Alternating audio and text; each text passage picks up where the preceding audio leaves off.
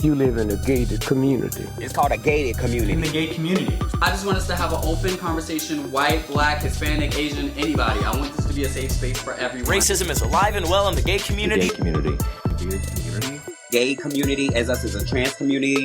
Who is having that conversation? What's up, y'all? Welcome back to another episode of the Gated Community Podcast. So today I want to speak about being discriminated and marginalized by people who may have more in common with you than they think. Being gay in a straight world can be almost as excruciating as being black in a whitewashed world. Take the barbershop, for example. The isolated thoughts of walking into a testosterone-induced environment of any given barbershop is enough to make a queer person want to vomit. Many of my friends and acquaintances have shared some of their most gruesome barbershop experiences with me, ranging from heightened anxiety upon entry to I refuse to go inside of any barbershop ever again. According to them, most barbershops are filled with misogynistic, sports-talking, homophobic barbers who get off on the emasculation and embarrassment of gays just to look cool in front of their homeboys or to send a hidden message to the single mothers waiting for their kids to get their haircuts that says, "I'm not gay and I'm as masculine as they come." So what do? We find ways around the problem instead of going through it, and or we create our own lane. We pay the extra buck to get our hair cut at salons. We search Yelp for barbers with gay-friendly reviews. We ask our friends for recommendations of their barber. Or to avoid any scrutiny at all, we cut our own hair. No more having to act masculine for an hour to avoid getting teased or bullied for being feminine. No more feeling weird and speaking with an unnatural depth of bass in our voice. No more feeling less than or self-conscious because some insufficient barber feels the need to stroke his ego at the expense of an innocent gay who just wants to get his hair cut and be unbothered. And no more being too afraid to speak up when random barbers ask, who's next for a haircut? And shout out to all the unbiased straight guys who give us stellar haircuts with top-tier customer service and without judgment or discrimination. Y'all the real MVPs. Speaking of acronyms, I want to touch on the marginalization and discrimination within the LGBTQ community. Masc, queer, femme, top, butch queen, verse, bottom, DL, gay, bro, cis, trans, there's so many. He, her, him, hers, his, she, bear, twink, queen, trade, bi, lesbian. If any of those terms, identifiers, labels that I just mentioned apply to you and you're attracted to the same sex and or gender, bear with me for a minute. I'm attempting to be as specific as I can here because lately it's become trendy to delete gender identities assigned at birth if you don't believe what you are is who you really are. Even going as far as to question birth certificates and the integrity of doctors who deliver babies based on science, delusion, and feeling. Yeah, Gen Z, I'm talking to you, but I digress. Listen, if you identify with any of the terms mentioned, and you prefer the company of a man or a woman if you're a lesbian, then we're all living under the same umbrella. Some see it as a family. Others deem us to live inside of an organization, even giving it an acronym because our extended family can be the size of a community large enough to have its own continent, LGBTQIA+. But I really need for my peers to understand that regardless of where you fall on that rainbow-colored totem pole, we are all equal to our contemporaries and to our adversaries. But see, many of you turn your contemporaries into your adversaries. You branch off into tiers and create toxic microcosms within our community based on how you think you rank. I honestly believe that the root cause of this way of thinking is the heteronormative agenda. By definition, heteronormativity is the belief that heterosexuality is the preferred or normal mode of sexual orientation. It assumes the gender binary, the principle of there only being two distinct opposite genders, and that sexual and martial relations are most fitting between two people of the opposite sex. I also believe that the heteronormative agenda lurks in the shadows and hangs in the clouds over those who are non-conforming, aka LGBTQIA. Because the effects of societal heteronormativity on lesbian, gay, and non-hetero individuals can be examined as heterosexual or straight privilege. In other words, if me, a gay guy, were to successfully attempt to pass, be recognized as, or give off the impression that I'm a straight guy, then that's a win for me, according to them. But But I feel like if that's what winning looks like, count me out. I feel like it takes others a while to truly understand that doing so is a short extension of internalized homophobia. I blame this philosophy on the societal conditions that are deployed upon the general population from the time we entered this world. By their standards alone, not only is it not okay for you to not be heterosexual, but if you identify as anything else, then you need to suppress your humanity to be a part of ours, because ours is the only one that matters. Ours being them straight folks. So now that we're clear on the expectation, enter the gays who surrender their feminine character and mannerisms for the sake of heteronormativity, for acceptance, for camaraderie, for them.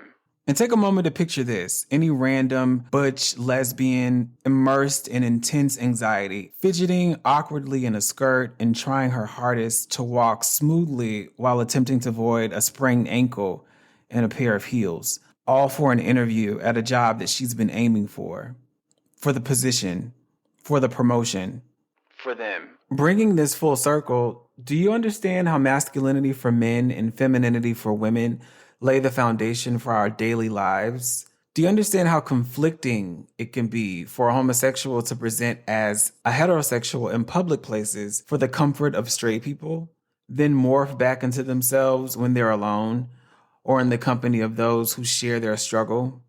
It's almost like if Steve Urkel was straight and Stefan Urkel was gay. We step into this imaginary virtual machine, turn a dial, and out pops the person that you expect us to be for the sake of your comfort and for the satisfaction of your beliefs. But what about our comfort? And what about our beliefs? But the temporary transition doesn't stop there. When gay guys experience other parenthetical hypermasculine gay guys, the attraction is almost instantaneous, partly because this is what they may see at work for 8 hours a day, or partly because they're attracted to the masculine part of the person that they see that may be absent within themselves. Or maybe because the tone of hetero society exclaims that you walk, speak, and perform like them for it to be okay to be you and accepted by all.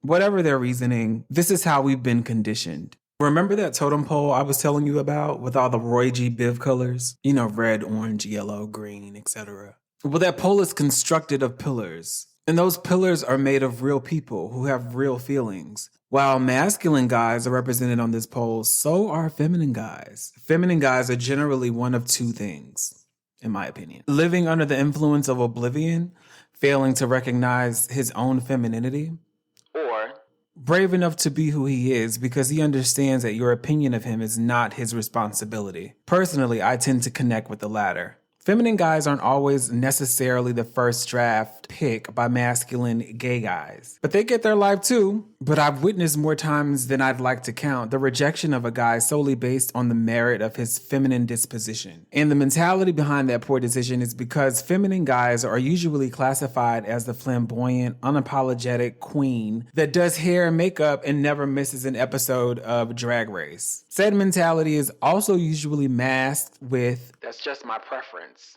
Be clear, this is another example of internalized homophobia.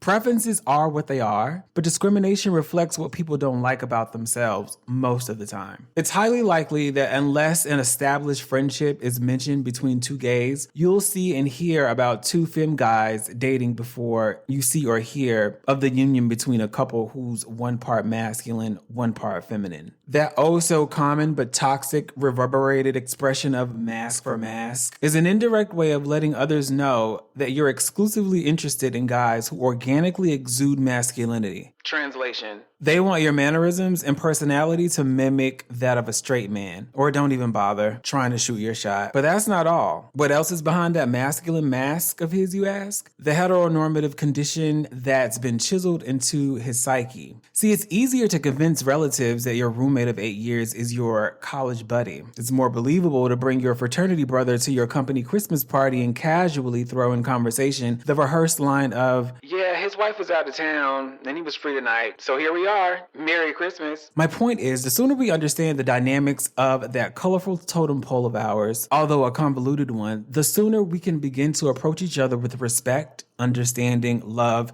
and maybe even intimacy and romance. Masculine gay guys, if you're a masculine gay guy and you're listening to this, then you've heard it here first. You will never be straight. Take a pair of scissors to the net of heteronormativity and cut yourselves free. Stop being ridiculous. Femme gay guys, you are brave, fearless, and the envy of many faux mask guys. If you're rejected by a guy you're interested in just because you happen to be feminine, it's a major L for him. If you're masculine and or feminine, remember to not limit yourself to the mannerisms of a person because we're more than that. Imagine the rate of compatibility and companionship if we break and melt the lock to the door of mask femme stereotypes. Imagine not giving a fuck about how you appear and are received on social media because you love him for who he is, even if it means his wrist is a little broken and he likes to twerk. It's the discrimination within our own community for me. We are all literally a pillar on the same pole. We're in this together. The only thing that's stopping you is yourself. Let me leave you with this. If nothing I said tonight sticks with you, I hope this will. Lesbians, gays, stop using straight people as a template. We can all coexist harmoniously without using their ideology, beliefs, vocabulary, interests, culture, and situations as a blueprint for what should or shouldn't be considered standard. Be your normal, not theirs. It's called a gated community. I'm in a gated community. All the gays are You alive. live in a gated community. African people are not pro-homosexual. Who is having that conversation?